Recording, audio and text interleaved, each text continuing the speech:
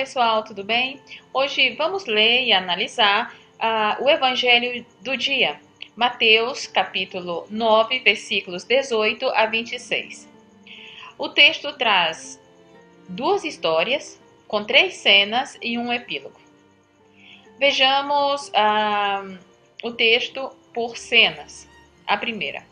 Antes, vamos colocar o contexto. Jesus estava sentado em sua casa, à mesa, rodeado de publicanos, pecadores, fariseus, os discípulos de João e os seus discípulos. E eles conversavam. E esse é o contexto.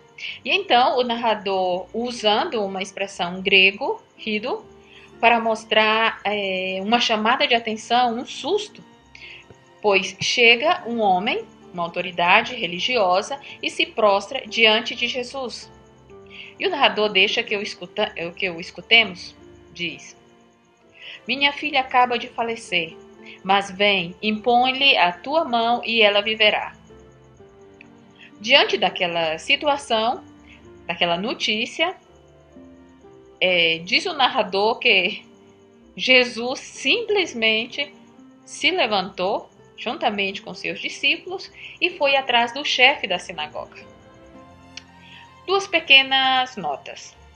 Na cultura judaica, existe uma crença que um justo podia pedir uma intervenção divina. Assim sendo, podemos dizer que, pelo menos, o chefe da sinagoga reconhecia, antes de mais nada, em Jesus, uma pessoa justa. Outra nota. Até a presente história, não se sabe que Jesus ressuscita pessoas. Então, podemos dizer que o chefe da sinagoga simplesmente está buscando em Jesus, em um homem justo, alguém que possa escutar a sua dor. Busca nele vida. E como cada quem comunica seu sofrimento como pode, no caso, interrompe a conversa à mesa, prostra-se e exprime-se, Jesus acolhe aquela comunicação e responde simplesmente indo atrás dele. Segunda cena. Mais uma vez, Mateus narra contando que passa algo inesperado. Usa a mesma expressão, rido. E é isso que acontece. Sem esperar, Jesus sente por detrás que alguém lhe toca a orla do manto. O narrador explica que é uma mulher, cuja vida é dura, pois há 12 anos padecia de uma hemorragia, o que quer dizer uma situação de extremo isolamento. Para adentrarmos na vida daquela mulher, o narrador deixa-nos ouvir a mente, o pensamento dela. Ela diz a si mesma: se eu tão somente tocar-lhe o manto, ficarei sã. Recordemos que ninguém sabe quem tocou Jesus, somente nós, os leitores. Mas concentremos no pensamento dessa mulher. Visto que Jesus não estava sozinho naquele caminho, ademais, Jesus estava concentrado na situação do chefe da sinagoga. Então, vejamos que o pensamento dessa mulher denota sabedoria e discrição. Explico.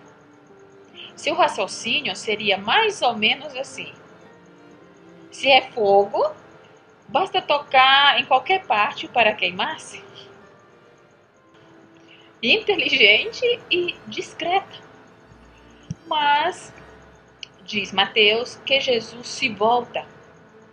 Quer dizer, sentiu algo e, ao vê-la, reconhece que foi ela que tocou. E a tira do anonimato. Jesus fala para a mulher: ser firme, filha, a tua fé te salvou. Interessante, tua fé te salvou.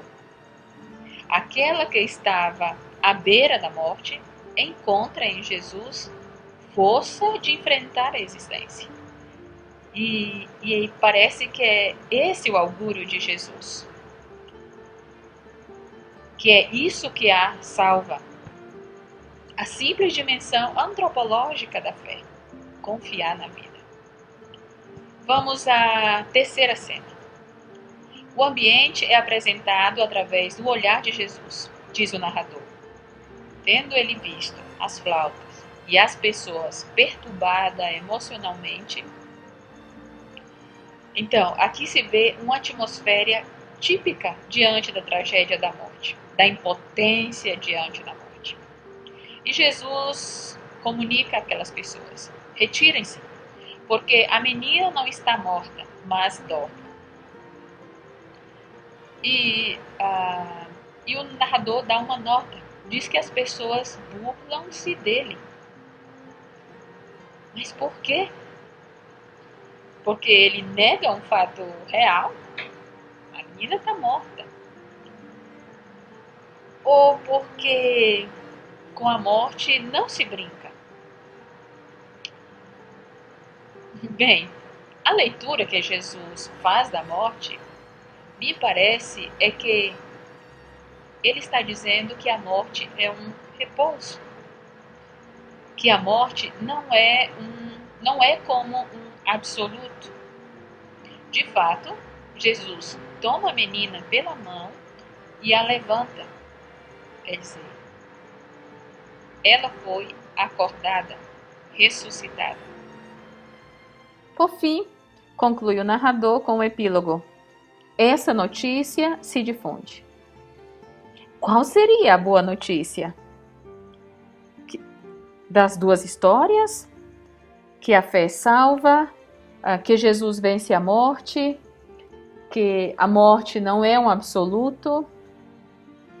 Na verdade, é Jesus a boa notícia. Sabemos. Porém, diria que essa é a provocação do narrador aos seus leitores. Encontrar no texto a boa notícia. Particularmente, eu gosto de uma mensagem que está nas cenas. É que todas essas pessoas que estão à beira da morte estão desejando vida. Suas atitudes demonstram isso. Expressar a dor, tocar, é um modo de buscar a vida. Como também a música no velório, o alvoroço no luto, são uma espécie de exorcismo da morte, um modo de dizer que queremos vida. E resulta que essas pessoas, ao encontrarem Jesus, elas encontram vida. E isso é o importante. A nenhuma delas Jesus pede para segui-lo ou render honor. Não. O que lhe interessa é que o ser humano tenha vida. Um abraço e boa meditação.